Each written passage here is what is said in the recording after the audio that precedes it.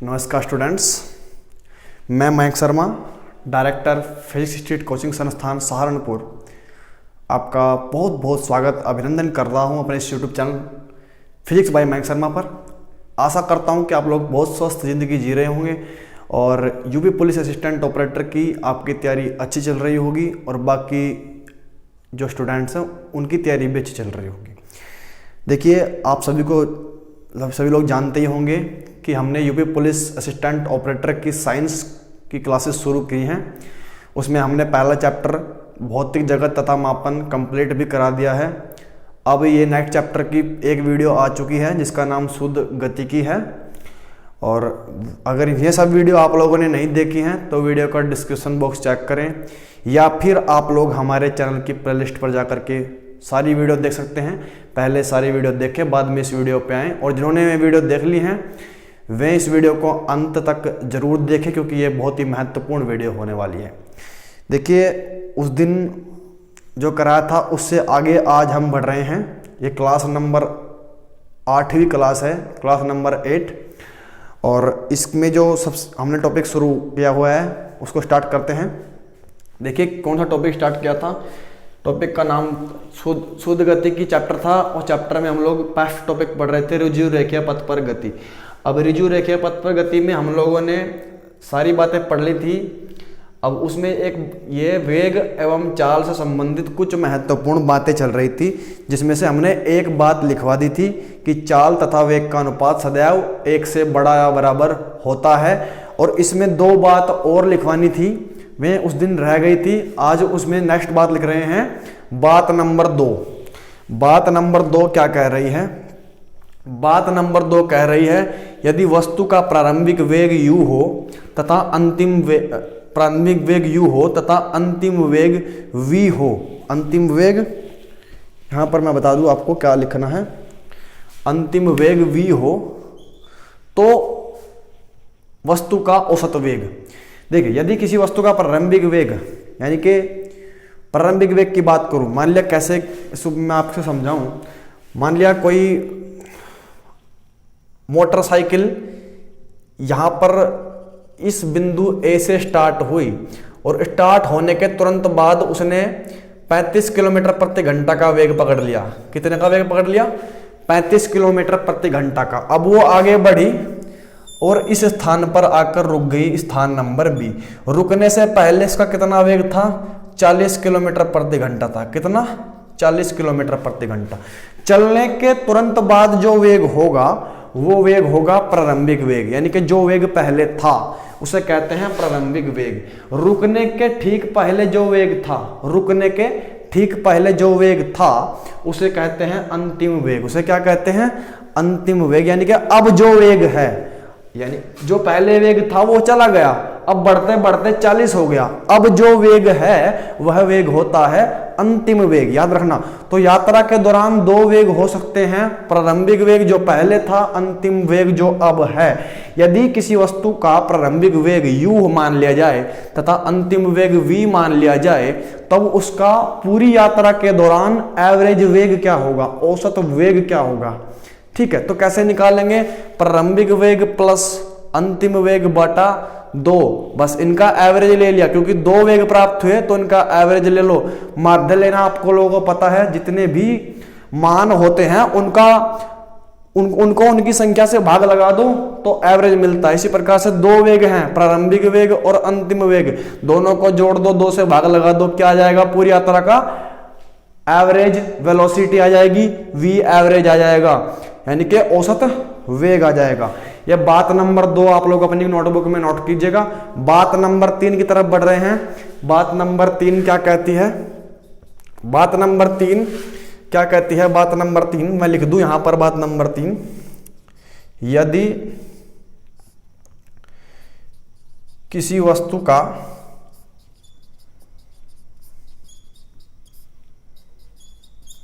बात नंबर 2 हम लोगों ने लिख दी, यदि किसी वस्तु का किसी समयांतराल t1 के लिए वेग v1 तथा दूसरे समयांतराल t2 के लिए वेग v2 हो तो औसत वेग क्या होगा। ये तीसरी महत्वपूर्ण बात है वेग एवं चाल से संबंधित। कैसे, देखिए अब मैं इसको एग्जाम्पल के तौर पर समझा रहा हूं आप लोगों को किस तरीके से होगा ये। चलिए मान लिया किसी भी चीज ने, अब किसी भी चीज मतलब हमारे यहां गांव में ट्रैक्टर होता है, मान लिया ट्रैक्टर इस बिंदु से स्टार्ट हुआ, इसका नाम है फर्स्ट बिंदु, बिंदु नंबर फर्स्ट, और यहां पर जाकर के उसकी यात्रा खत्म हुई। यह है यहां पर खेत, खेत से ट्रॉली भरी और मंडी में पहुंचाई, यह है मंडी। यह क्या है, मंडी। खेत से ट्राली ट्रैक्टर चले और मंडी तक पहुंचे, यानी कि यात्रा का ये पूरा डायग्राम बन गया, यहां से शुरू यहां तक खत्म, खेत से शुरू मंडी पर खत्म। समझ गए, समझ गए आप लोग, खेत से शुरू मंडी पर खत्म हो गई। अब देखिए कैसे, अब इसमें कहा है कि किसी वस्तु का किसी समांतराल t1 के लिए वेग v1। अब मैं मानूं कि इसमें यहां पर एक ब्रेक लगा दिया, ये बीच में, यहां पर किसान को भूख लगी, उसने ढाबे पर कुछ खा लिया, खाने के लिए रुका, यहां पर है ढाबा। क्या है भैया, ढाबा है। अब यहां से यहां तक अलग एक टाइम रहा और यहां से यहां तक अलग रहा। अब मान लिया उसने 40 मिनट चलाओ, वो यहां पर 2 घंटे चला, सॉरी 2 घंटे चला, 2 घंटे चलने के बाद उसने यहां पर ब्रेक ले लिया, ठीक है।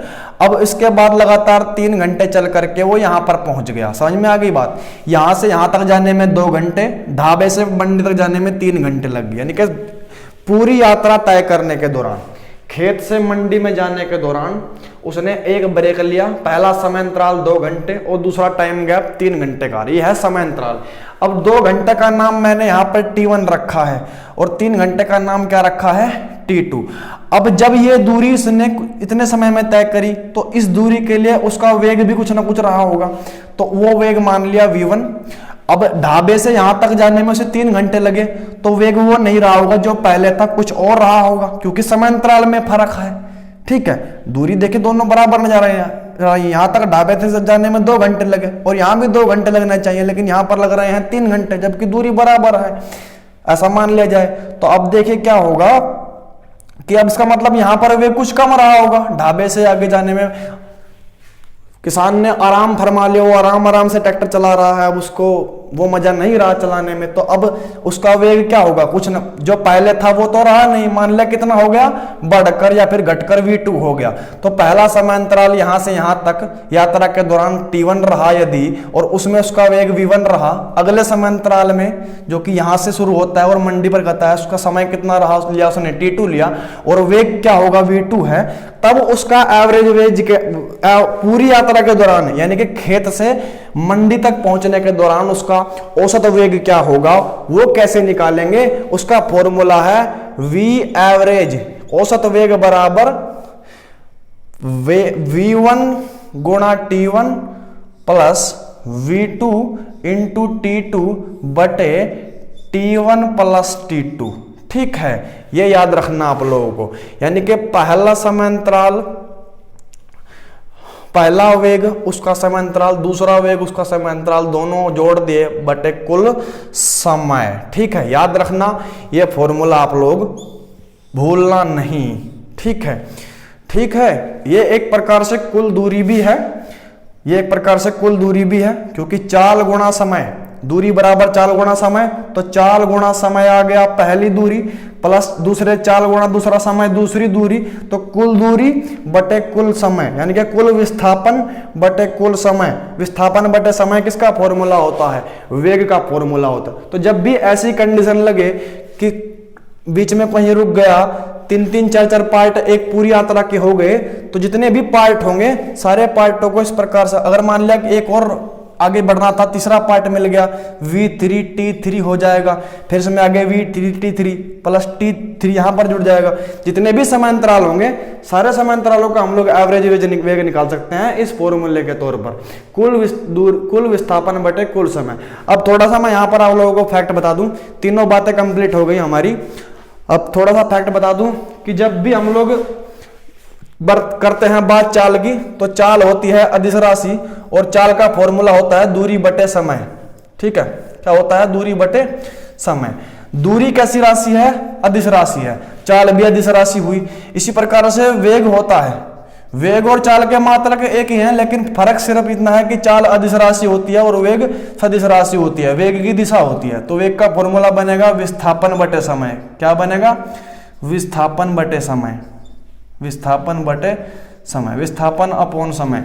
ठीक है, तो फर्क सिर्फ इतना है, दूरी अदिश राशि है, जब भी दूरी आएगी तो हमेशा चाल प्राप्त होगी, जब भी विस्थापन बटे समय होगा तो हमेशा वेग प्राप्त होगा, क्योंकि विस्थापन भी सदिश राशि है और अपना वेग भी सदिश राशि है। ये बात आप लोगों को याद रखनी है। विस्थापन का मतलब है छोटी से छोटी दूरी जिसकी कोई निश्चित दिशा में डायरेक्शन में तय कर रहे हूं जिसे। ठीक है, तो ये बात आप लोग अपनी कॉपी में नोट कर लीजिएगा, दोनों के दोनों। बढ़ते हैं नेक्स्ट टॉपिक की ओर बढ़ते हैं। नेक्स्ट टॉपिक का नाम है यहाँ पर त्वरण। देखिए, त्वरण की परिभाषा आप लोगों को रटनी नहीं है, समझना है कि त्वरण क्या है, क्योंकि त्वरण की परिभाषा लिखनी नहीं आएगी। आप 12वीं के स्टूडेंट नहीं है, आप कंपटीशन लेवल की तैयारी कर रहे हैं, तो आप लोगों को समझना है बस। और जो क्वेश्चन आएगा पेपर में वो कैसा आएगा मैं आपको बता दूंगा। त्वरण क्या है सबसे पहले बताएंगे, सभी पढ़ाते हैं इसको कि त्वरण क्या है। वेग परिवर्तन के त्वरण को त्वरण कहा जाता है, ए से प्रदर्शित करते हैं और सदिश राशि होती है।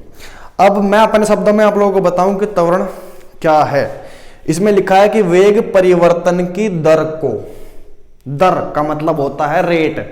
क्या होता है दर का मतलब? रेट कहते हैं इसे। क्या कहते हैं? रेट। किसके परिवर्तन की? वेग परिवर्तन की। कैसे कैसे मैं आप लोगों को समझाऊं।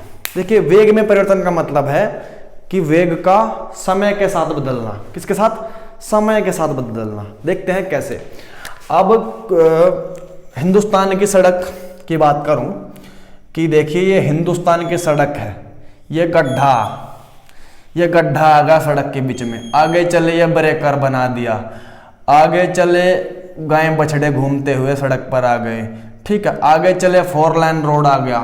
तो इस प्रकार से हिंदुस्तान की सड़क होती है, सबको पहचाना, सबको पता है कैसी सड़कें हैं हमारी, कैसे हमारे इंजीनियर हैं, हम सबको पता है। तो वेग परिवर्तन सबसे ज्यादा कहाँ देखा जाता है?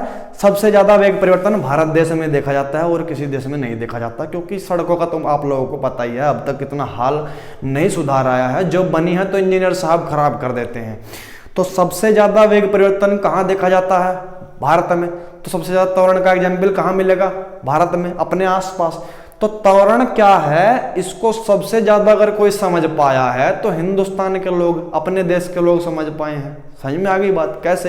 क्योंकि गड्ढों से हमारा सामना होता रहता है, और जिनका सामना गड्ढों से होगा उनसे पूछ लो त्वरण क्या है तो एकदम बता देंगे आप लोगों को। तो इसमें कोई डरने वाली बात नहीं है। त्वरण क्या है रट लिया कि वेग परिवर्तन की दर को त्वरण कहा जाता है, रट लो रट लो रट लो। रटना नहीं है, फॉर्मूला भी निकालेंगे कैसे। देखिए, यहां से किसी वस्तु का वेग स्टार्ट हुआ, मान लिया कि 25 किलोमीटर प्रति घंटा था, या फिर कह दो कि 250 मीटर प्रति सेकंड था। ठीक है, अचानक से गड्ढा आ गया, अचानक से गड्ढा आ गया तो ड्राइवर ने ब्रेक लगाए तो स्पीड कम होगी। ऐसा तो नहीं है कि 250 से एकदम 0 हो जाएगी 1 सेकंड में, नहीं, धीरे धीरे ही कम होगी। 250, फिर 240, फिर 200 होगी, फिर 150 होगी, फिर 100 हो जाएगी, फिर 50 और फिर 0 होगी गड्ढे से के पास जाकर के। ठीक है, तो यानी कि स्पीड को कम होने में, और फिर यहां पर स्पीड कम होगी तो फिर गड्ढे से आगे चलेगी मोटरसाइकिल, तो फिर वो रेस देगा, ऐसे रेस देगा, तो फिर रेस बढ़ाएगा तो फिर स्पीड बढ़नी शुरू होगी, 0 से बढ़ेगी 20, 25, 30, फिर 250 की स्पीड पकड़ेगी, फिर ब्रेकर आएगा, फिर कम होगी, फिर ज्यादा होगी। तो स्पीड कम ज्यादा होती रहती है आपकी मोटरसाइकिल की, आप लोगों ने देखा होगा। तो इसका मतलब क्या है कि वेग में लगातार क्या हो रहा है? परिवर्तन हो रहा है। यह तो बात समझ में आ गई। अब वेग परिवर्तन में और वेग परिवर्तन की दर में फर्क है। क्या फर्क है? वेग परिवर्तन तो आराम से पता चल जाएगा कि यहां पर 250 था और यहां पर गड्ढे से आने से पहले 100 हो गया, तो कितने का वेग परिवर्तन हुआ? 250 में से 100 घटा दो, कितना आ गया? 150, तो 150 का वेग परिवर्तन हुआ। लेकिन ये वेग परिवर्तन की दर नहीं है। दर कैसे निकालेंगे मैं बताता हूं। वेग किसके साथ बदल रहा है? वेग हमेशा समय के साथ बदल रहा है। देख ले, जब यहां से चली तो 8:25 थे। 8:25 पर मान लिया इसका वेग 250 मीटर पर सेकंड था, तो थोड़ी देर चलने के बाद ही तो गड्ढा आएगा, यानी कि गड्ढा आया 8:25 8 बजकर कह दूं, ये 8:30 का समय था, मान लिया 8:30 के समय पर 250 मीटर पर सेकंड स्पीड थी, और अब बज चुके हैं 9, या फिर कह दूं कि अब हुए हैं 8:45, यानी कि 15 मिनट बाद गड्ढा आया, ठीक है, और गड्ढे से ठीक पहले वेग कितना हो गया इसका, 100 मीटर पर सेकंड हो गया। कितना हो गया, 100 मीटर प्रति सेकंड हो गया गड्ढे से ठीक पहले। ब्रेक लगाए ना तो घट गया वेग, कितना घटा, 250 से 100 हो गया, तो कितना घटा, 150 घटा। कितना घटा, 150 में आया वेग में परिवर्तन। कितने समय में आया, 30 से 15 मिनट में, 15 मिनट में, यानी कि कितने सेकंड में, 60 से गुणा कर दो, 900 सेकंड में। कितने, 900 सेकंड में, 900 सेकंड में वेग 150 का परिवर्तन आ गया, ठीक है, 150 मीटर पर। तो 1 सेकंड में कितना बदला, वही होती है दर। 1 सेकंड में, यानी कि वेग हमेशा समय के साथ बदल रहा है। किसके साथ बदल रहा है, समय। वेग को बदलने में क्या लगता है, समय लगता है। देखिए 250 से 100 होने में कुछ ना कुछ समय लगा। कितना समय लगा, 15 मिनट का समय लगा। कितना समय लगा, 15 मिनट का समय लगा। यानी कि एकदम फुर्र देसी जीरो तो नहीं होगा, जीरो तो नहीं होगा, ठीक है। अगर किसी का वेग 250 है 8:30 पर, तो क्या 8:31 पर एकदम जीरो हो जाएगा, नहीं होगा, कुछ ना कुछ तो समय लेगा। तो समय के साथ वेग में परिवर्तन हो रहा है। समय बढ़ रहा है तो वेग घट रहा है, समय फिर बढ़ेगा तो वेग फिर बढ़ेगा। समय के साथ वेग लगातार बदल रहा है। परिवर्तन होने का मतलब दोनों से है, या तो बढ़ना या तो घटना। समझ में आ गई बात। अगर कोई वस्तु 100 किलोग्राम है, तो अगर मैं उसमें 2 किलोग्राम और डाल दूं तो 102 हो जाएगी, तो तब भी परिवर्तन है। या फिर 2 किलोग्राम निकाल लूं तो 98 हो जाएगी, तो भी परिवर्तन है। परिवर्तन का मतलब या तो बढ़ेगा या तो घटेगा। तो दोनों प्रकार की बात हो सकती है। तो यहां पर घट रहा है, 250 से 100 वेग हो गया गड्ढे की वजह से, तो कुछ ना कुछ घटने में क्या लगेगा, टाइम लगेगा, समय लगेगा। यानी कि वेग हमेशा समय के साथ बदलता है, और जो चीज जिसके साथ बदलती है दर उसी के साथ निकाली जाती है। दर का मतलब होता है रेट। जब भी आप मंडी में जाते हैं, पीट बाजार में जाते हैं, तो क्या पूछते हैं, 1 किलो कितने के दिए, तो पूछते हैं 1 धड़ी कितने के दिए। समझ में आ गई बात। ये तो कहते हैं क्या रेट हुआ भाई, वो कहता है 25 रुपए किलो। तो 1 किलो के रेट बताए ना, तो रेट हमेशा 1 पर निकाली जाती है। कहां निकाली जाती है, 1 पर। दर हमेशा 1 पर निकाली जाती है। अब किसके साथ बदल रहा है, समय के साथ। तो एक समय पर, एक समय में कितना वेग बदला, वही क्या है, त्वरण है। वही क्या है, त्वरण है। 1 सेकंड में कितना वेग बदला, 1 घंटे में कितना वेग बदला, 1 मिनट में कितना वेग बदला, वही क्या है, त्वरण है। समझ में आ गई बात। एक समय में कितना परिवर्तन हुआ वेग में, वही क्या है, त्वरण है। तो अब देख लो कि 900 सेकंड में 150 बदल गया वेग। कितना बदल गया, 150। तो 1 सेकंड में कितना बदला, 150 बटे 900। तो ये क्या आ गई, वेग परिवर्तन की दर। वेग परिवर्तन तो 150 का हुआ। अब वेग परिवर्तन की दर कितनी आई, 150 बटे 900। इस 150 बटे 900 को ही क्या कहूंगा, त्वरण कहते हैं। क्या कहते हैं इसको, त्वरण कहते हैं। इसमें ऊपर वेग परिवर्तन है, नीचे समांतराल है। वो समांतराल, वो टाइम का गैप जिसमें कि वेग में परिवर्तन हुआ, जिसमें कि वेग में परिवर्तन हुआ, कौन सा है वो टाइम का गैप।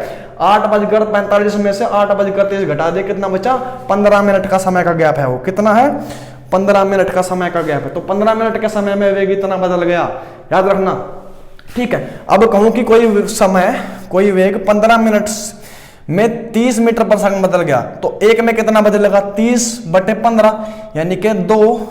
तो ये 2 क्या आ गया, त्वरण आ गया। क्या आ गया, त्वरण। ठीक है। अब मैं इसको एग्जांपल के तौर पर बताता हूं कि इसका फॉर्मूला कैसे निकालेंगे। इसका फॉर्मूला कैसे निकालेंगे त्वरण का।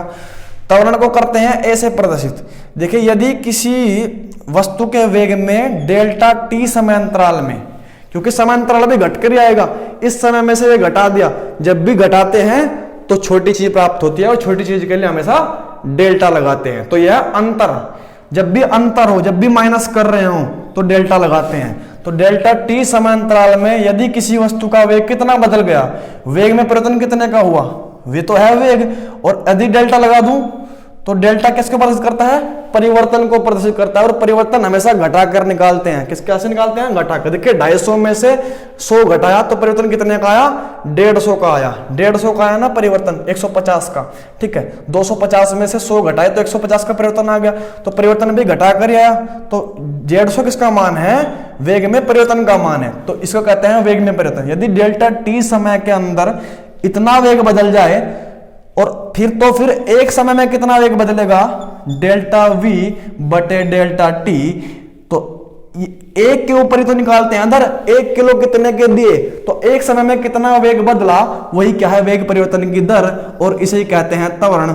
ए बराबर डेल्टा वी बटे डेल्टा टी। ये इसका जो है फॉर्मूला बन जाएगा। मात्रक क्या बनेगा? वेग का मात्रक लिख दो मीटर प्रति सेकंड, बटे फिर समय का मात्रक लिख दो सेकंड, सेकंड के सेकंड में गुणा, तो क्या मात्रक बनेगा? मीटर प्रति सेकंड स्क्वायर। क्या मात्रक बनेगा? मीटर प्रति सेकंड स्क्वायर। ठीक है, समझ में आ गया बात? ए का फॉर्मूला ये रहा, मात्रक ये रहा, याद रखना। कैसे? देखिए यहां पर घटा वेग, अब गड्ढे से आगे चिकनी सड़क पड़ी है, आगे 4 लाइन हाईवे है, तो वेग 250 से बढ़ेगा 300 हो जाएगा। कितना हो जाएगा? 250 से बढ़ेगा 300 मीटर पर सेकंड हो जाएगा। अब कितने का परिवर्तन आया? 250 से बढ़कर 300 हो गया, 50 का परिवर्तन हुआ। 300 में से 250 घटाया, कितने समय में हुआ? मान लिया 10 सेकंड, 15 सेकंड में, या फिर मान लो ये यहां पर हुआ 20 सेकंड में। 20 सेकंड में 250 बदल गया, 20 सेकंड में 50 मीटर पर सेकंड बदल गया, तो एक में कितना बदलेगा? 50 बटे 2, 50 बटे 20, ये कट जाएगा 2.5, 2.5 मीटर प्रति सेकंड स्क्वायर। ये क्या आ गया? त्वरण आ गया। क्या आ गया? त्वरण आ गया। अब अगर वेग घट रहा हो तो उसे मंदन कहते हैं, अगर वेग बढ़ रहा हो तो उसे क्या कहते हैं? त्वरण कहते हैं। वेग के बढ़ने की दर को त्वरण और वेग के घटने की दर को क्या कहते हैं? मंदन कहते हैं। और ये दर हमेशा समय के सापेक्ष निकाली जाती है। किसके सापेक्ष निकाली जाती है?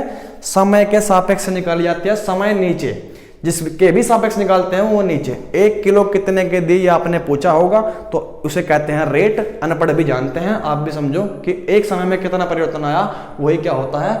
त्वरण होता है। याद रखना, सदिश राशि होती है, और इसका फॉर्मूला बनता है ए बराबर डेल्टा वी बटे delta T. Next topic, chapter में ही एक नेक्स्ट टॉपिक है समय विस्थापन ग्राफ।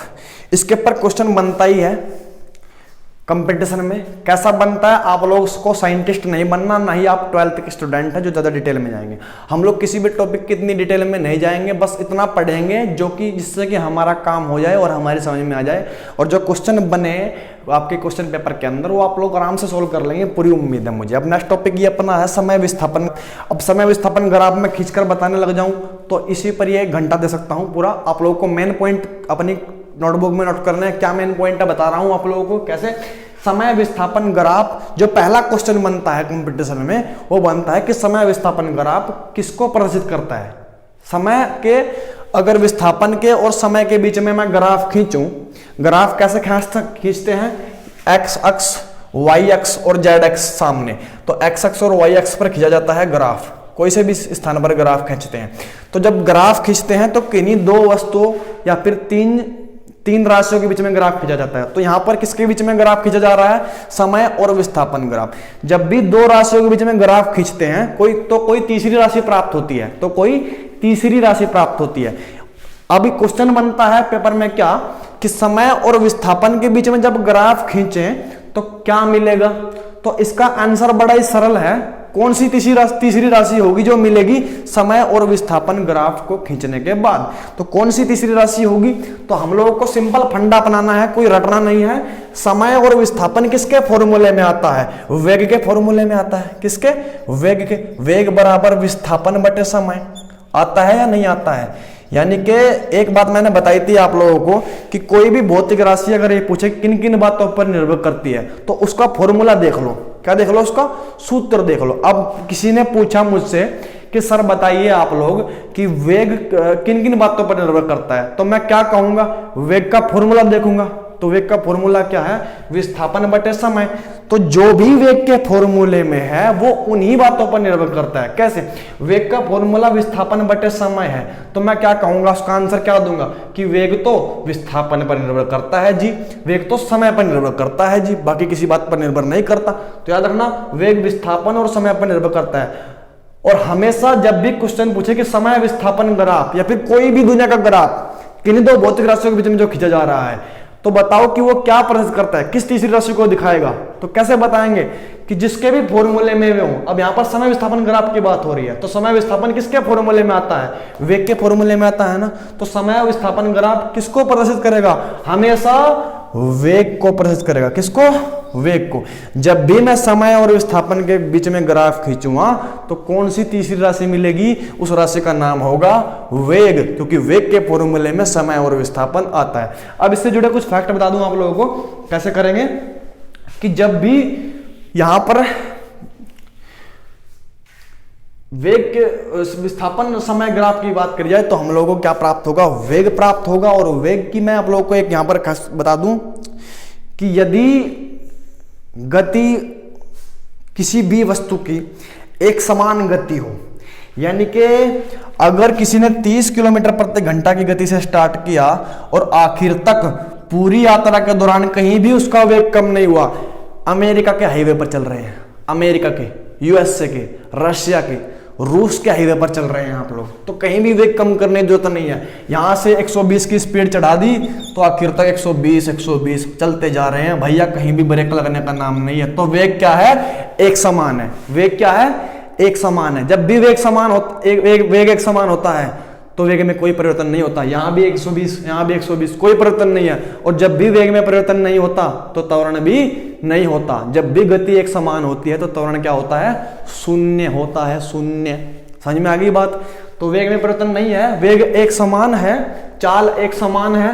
तो जब भी चाल एक समान होती है तो विस्थापन और समय के बीच में जो ग्राफ होता है वो कैसी होती है, सरल रेखा होती है। यह बात आप लोग कॉपी में नोट कर लीजिएगा कि यदि गति एक समान हो, यदि गति एक समान हो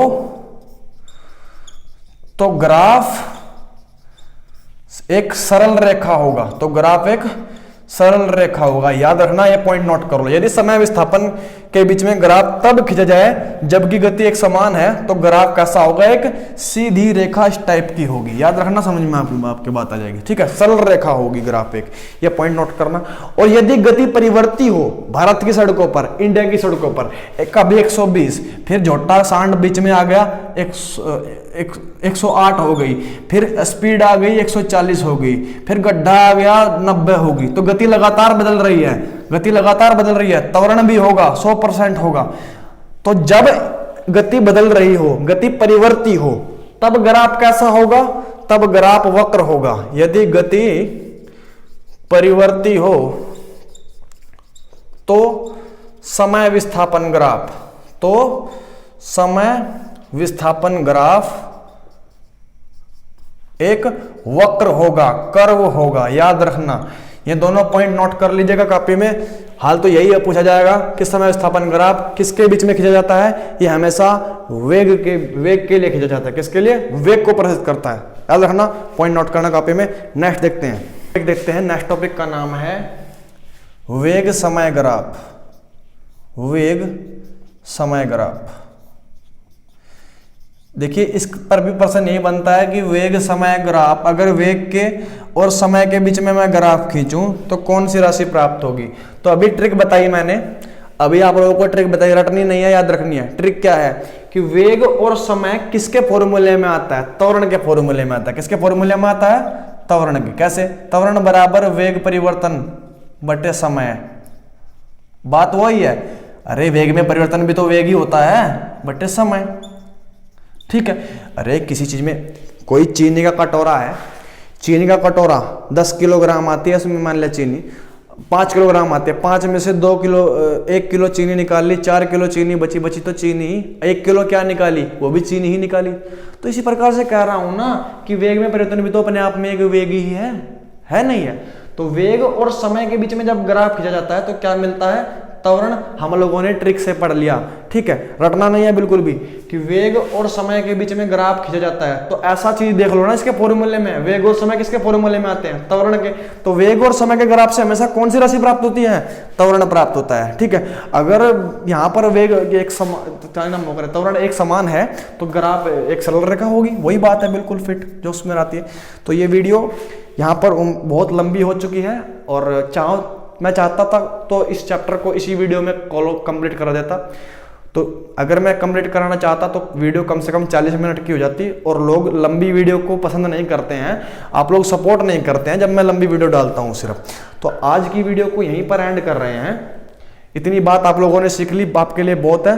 वीडियो रेगुलर क्यों नहीं आ रही है, इसके पीछे कई रीजन है। एक तो कनेक्टिविटी का प्रॉब्लम चल रही है, नेटवर्क प्रॉब्लम, उस प्रॉब्लम को सॉल्व कर रहे हैं। और एक प्रॉब्लम चल रही है अपनी, अभी एग्जाम डेट अनाउंस नहीं किए हैं उत्तर प्रदेश पुलिस एवं प्रोन्नति भर्ती बोर्ड ने। जब वो एग्जाम डेट अनाउंस जो है कर देगा तो हम लोग कोर्स की स्पीड को बढ़ाएंगे। और मेरी कोशिश और भी चल रही है, मेरी कोशिश चल रही है कि आप लोगों के लिए और सब्जेक्ट के, जैसे कि मैथ्स हो गया, हिंदी हो गई, इनके लिए भी टीचर मैं हायर करूं। कुछ टीचर से मेरी बात चल रही है। और जीएस के लिए, आपके लिए जीएस जो सब्जेक्ट है जनरल स्टडी जीके, उसके लिए भी एक टीचर से मेरी बात हो रही है। और वे टीचर बड़े वेल क्वालिफाइड हैं और वर्तमान में वे एडीओ या फिर अच्छे अधिकारी पोस्ट पर तैनात हैं उत्तर प्रदेश सरकार में। उनसे रिक्वेस्ट कर रहा हूँ, लगातार उनसे संपर्क बनाए हुए हैं कि वे वीडियो हमारे लिए अपलोड करें हमारे चैनल पर, ताकि हमारे स्टूडेंट्स का भला हो सके। आपके लिए मैं दिन रात लगा हुआ हूँ, बहुत मेहनत कर रहे हैं हम लोग। आप भी हम लोगों को इसी प्रकार सपोर्ट करें। कोई भी यहाँ पर बिना पैसे के तो नहीं पढ़ाएगा, हम लोग खर्चा करेंगे, सिर्फ आपके लिए करेंगे, गरीब स्टूडेंट्स के लिए करेंगे, हिंदी मीडियम के स्टूडेंट्स के लिए कर रहे हैं खर्चा, फ्री में लेक्चर देंगे। और इससे बढ़िया तो मुझे नहीं लगता कि कोई यूट्यूब के ऊपर पढ़ा रहा होगा, क्योंकि आप हमारे कम सब्सक्राइबर हैं, आप लोग सपोर्ट इतने नहीं कर रहे हैं। सपोर्ट करें, लगातार हम लोगों को आगे बढ़ाने का काम करें। बार बार मुझे कहने ना पड़े, बड़ी शर्म आती है कहने में। सब्सक्राइब का बटन लाल रंग का होता है नीचे, उसे दबाने का कोई खर्चा नहीं लगता, कोई पैसा नहीं लगता। भाई आपसे कोई पैसा नहीं ले रहा है, दबा दो उसको बटन को, बेल आइकन भी प्रेस करो। अगर कुछ हम लोगों ने गलती करी है वीडियो में तो आप लोग कमेंट बॉक्स में कमेंट करके बताएं, अपने सुझाव दें हमें, हम उन पर सब पर गौर करेंगे। कमेंट तो सारे करके जाओ जिनको वीडियो अगर अच्छी लगी हो तो चैनल को सब्सक्राइब करे बिना ना जाएं, लाइक जरूर करें, वीडियो को शेयर भी करें हर स्टूडेंट्स के साथ, ताकि हमारे बारे में ज़्यादा से ज़्यादा छात्रों को पता चले और ज़्यादा से ज़्यादा छात्र इस वीडियो का लाभ उठाएं यूपी पुलिस असिस्टेंट ऑपरेटर की। और बस यही कहना चाहता हूँ आप लोगों को कि टीचर्स से हमारी बात चल रही है, कनेक्टिविटी प्रॉब्लम जब सोल्व हो जाएगी तो लगातार वीडियो डालेंगे। और जो जिम्मेदारी हम लोगों ने अपने कंधों पर उठाई है यूपी पुलिस असिस्टेंट ऑपरेटर के साइंस की, उसको तो हम लोग पूरा करवा ही देंगे, भरोसा रखिएगा। और यदि आपको कुछ डाउट है तो आप लोग कमेंट बॉक्स में कमेंट करें, डिस्क्रिप्शन बॉक्स में हमारे कॉन्टैक्ट नंबर दिए हुए हैं, उन पर आप कॉन्टैक्ट कर सकते हैं। हमारी ऑफलाइन कोचिंग भी चलती है फिजिक्स स्टेट कोचिंग संस्थान सहारनपुर में, तो आप लोग ऑफलाइन कोचिंग में विजिट कर सकते हैं। और थैंक यू, मिलते हैं नेक्स्ट वीडियो में, धन्यवाद।